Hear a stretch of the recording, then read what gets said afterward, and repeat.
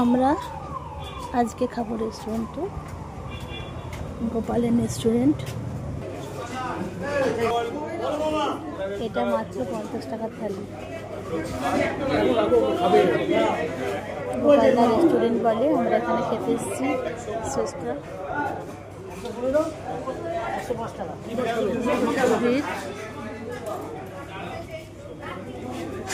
এখানে আছে বেগুনি, আলু ভাজা, আলু চোখা, বেগুন ভাজা, তরকারি, পোস্ত, ডাল। এটা মাত্র 50 টাকা।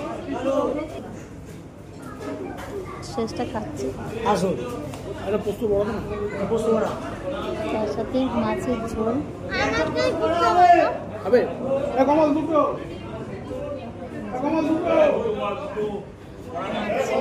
পাতলা মাছের ঝোল। পোস্তটা খুব ভালো হয়েছে বলছে সিস্টার। মাছটা আলাদা দাম, কিন্তু থালিটা 50 টাকায় এতগুলো